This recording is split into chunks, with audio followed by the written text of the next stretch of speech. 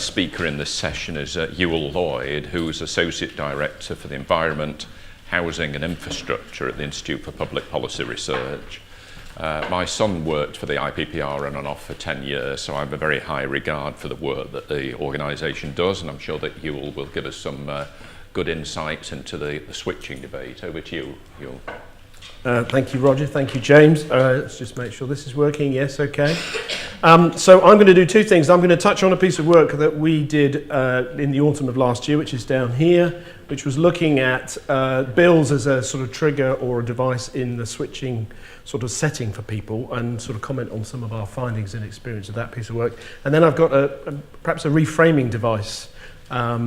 Two or three of the speakers that we've heard already have reminded me of this framing device's relevance, so I shall come back to that in a second. So the first thing to say is we're a think tank, and if this button will work, yes. So we work with a variety of organisations, corporates, charities, trusts, foundations, aggregating organisations as well, and they support our work.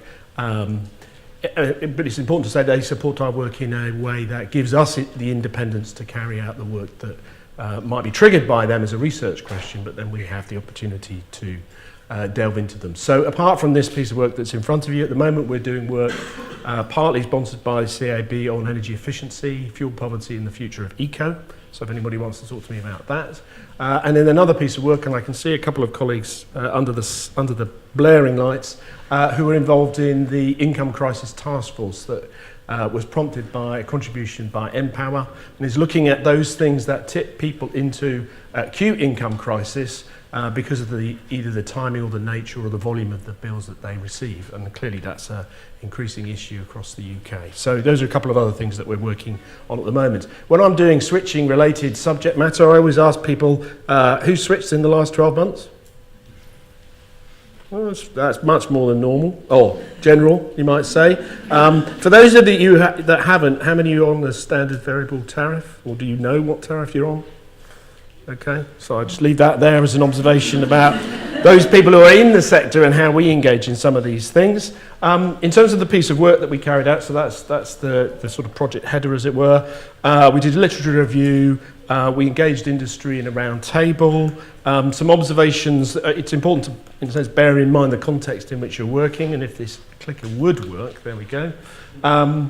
So the environment in which we're talking about switching is obviously important, and I'd probably point out just that last one.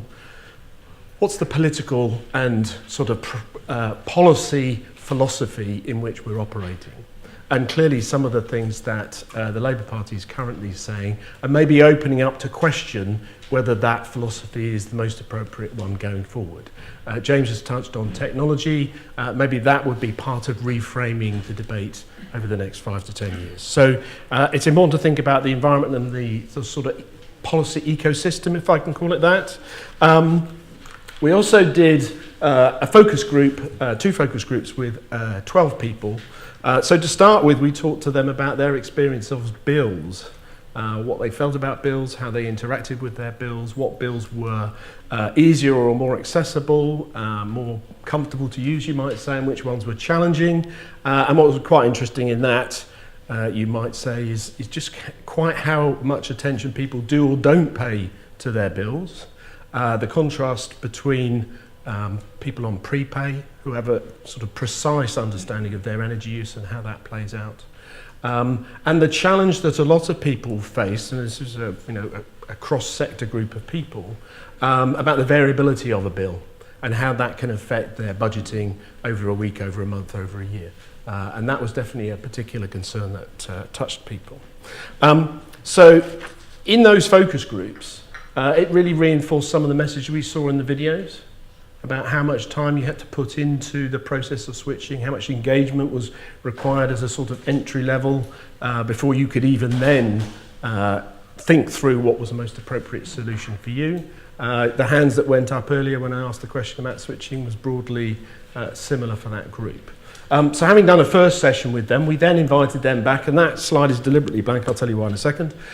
We then invited them back and presented some bills back to them to try and understand what a good bill might look like, given all the feedback that they'd given what the literature review and looking at other countries' sort of practice had told us.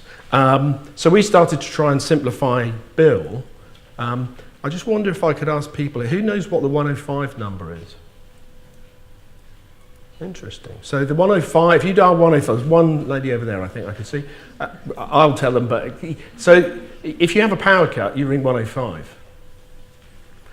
The gas number is a full number, a sort code and then 6 digits. Do you know where your bills are so that you can call people in an emergency? That lady there does.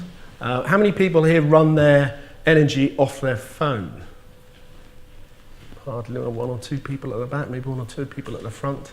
So we were trying to understand how a bill could be made simpler to engage people in what you might say the purpose of the bill, which is to tell them about their energy use and how much it was costing and how much it might cost in future. And we came up with this. So the important thing, part of the reason why I put the blank slide up there is in the first version, which unfortunately I've used here, my colleague used his own number. So please don't ring that number in there, even though I've now completely drawn your attention to it. So this was a simple bill at the point at which we talked to that focus group. What's interesting about it, as I've said, your bill doesn't need to have emergency numbers on it because they were available to you in other places and probably more appropriate and accessible places. Advice for energy saving, that was partly because of the context of the research question. How do bills inform or play into switching and how people do their switching? Clearly some of the things that Ofgem are doing, and I think they've done a piece of work with the Behavioural Insights team to test letters that would encourage switching, might mean that the bottom 3 of those boxes don't need to be on a bill, and the bill would then start to be much more straightforward and simple for people to access and understand.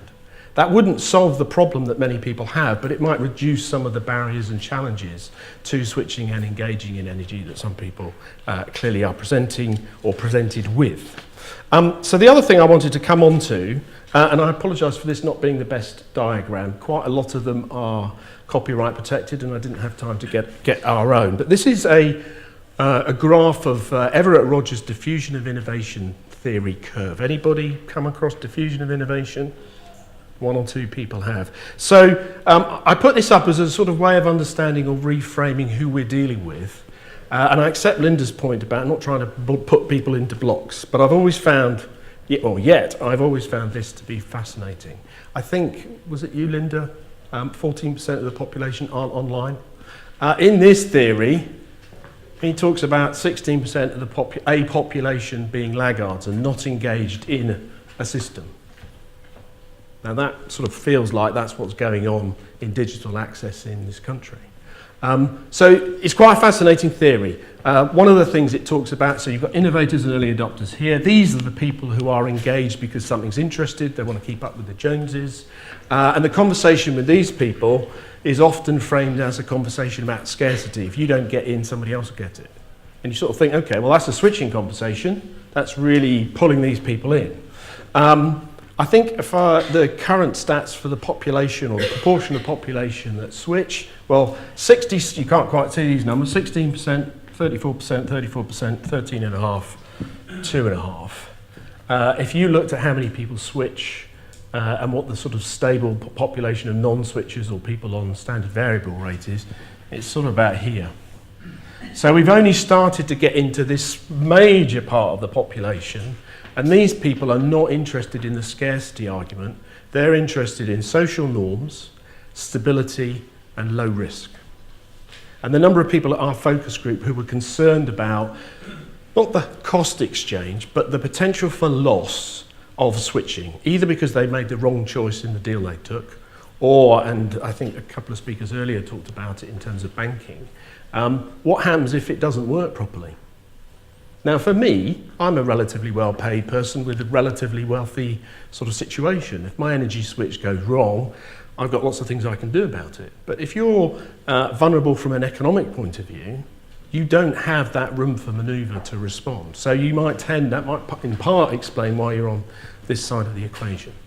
So I put that there as a way of framing a conversation about some essential service markets as actually not being able to respond to most of the needs of most of the population they think they're trying to serve, because you've got these people who here are interested in that market exchange, and maybe even as much as 50% of this early majority, but half of your population are not. They're risk averse, they want stability, they want low hassle, low stress, so switching would never be for them.